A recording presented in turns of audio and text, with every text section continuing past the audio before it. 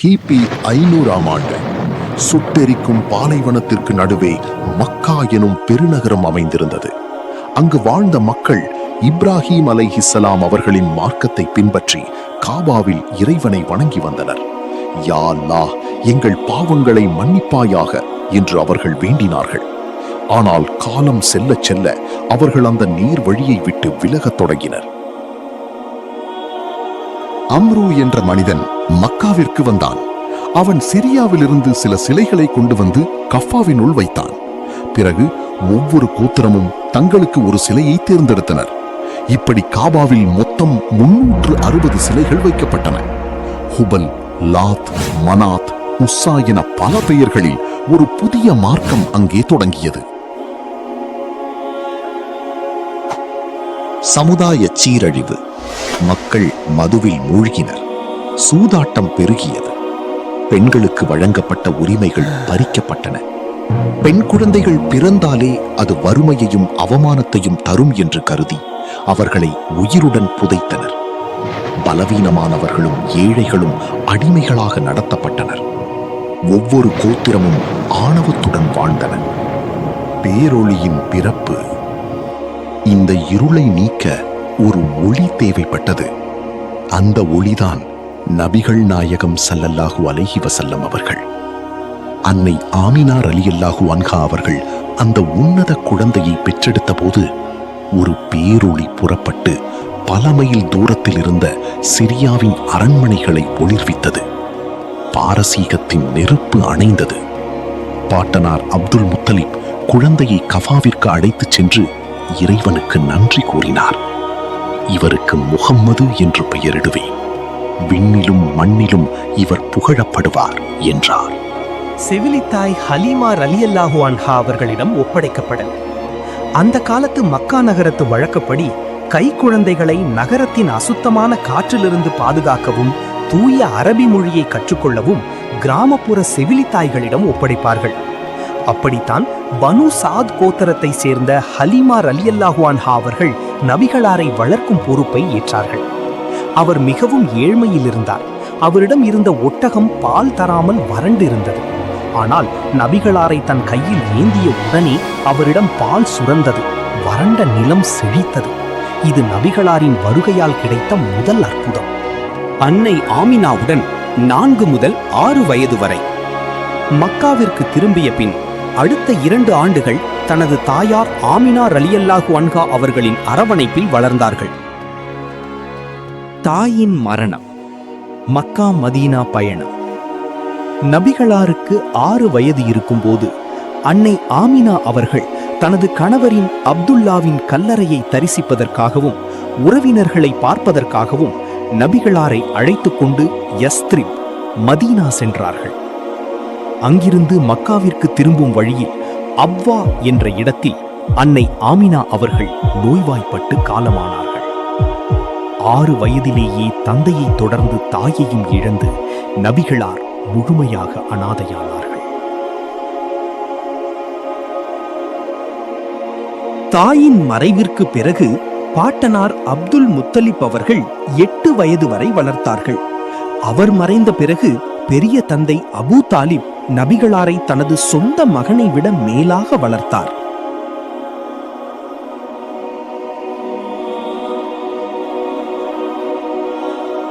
நபித்துவத்தின் தொடக்கம். நபிகளாருக்கு 40 வயதான போது ஹீரா குகையில் முதல் வஹி அருளப்பட்டது. அன்னை கதீஜா ரலியல்லாஹு அன்ஹா மற்றும் அலி ரலியல்லாஹு அன்ஹு ஆகியோர் முதலில் இஸ்லாத்தை ஏற்றனர். ஒரு நாள் நபிகளார் பனு ஹாஷிம் குலத்தினரை அழைத்து, உங்களில் யார் எனக்கு துணையாக இருப்பார் என கேட்டபோது சிறுவன் அலி ரலியல்லாஹு அன்ஹு எழுந்து நின்று, அல்லாவின் தூதரே, நான் உங்களுக்கு துணையாக இருப்பேன் என்றார்.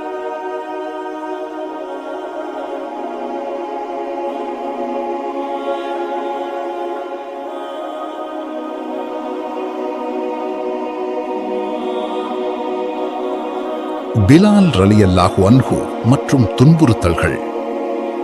பிலால் ரலியல்லாஹு அன்ஹு போன்ற ஏழை எளியவர்களும் அடிமைகளும் இஸ்லாத்தை ஏற்றனர். இதைக் கண்டு ஆத்திரமடைந்த குறைஷிகள் முஸ்லிம்களை கடுமையாக துன்புறுத்தினர்.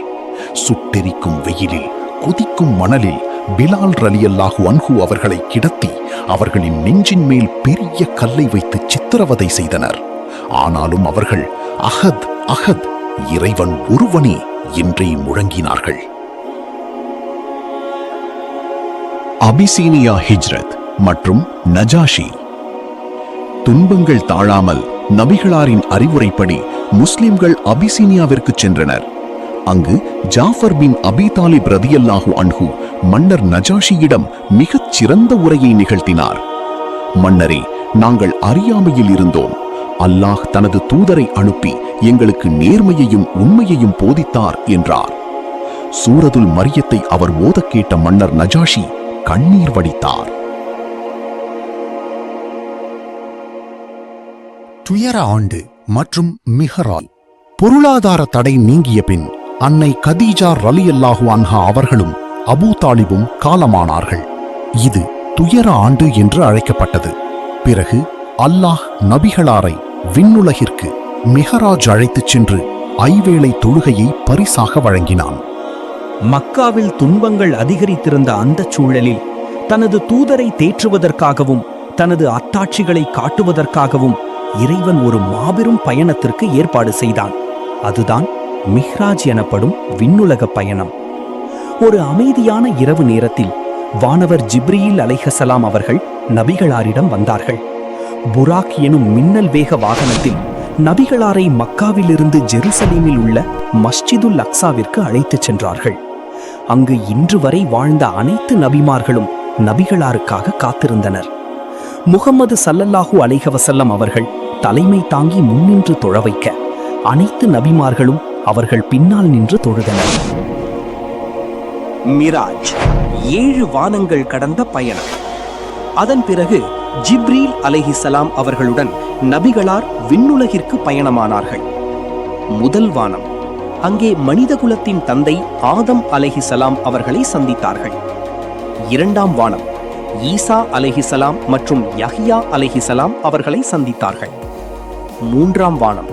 அழகிற்கு பெயர் போன யூசுப் அலைஹிஸ்ஸலாம் அவர்களை சந்தித்தார்கள்.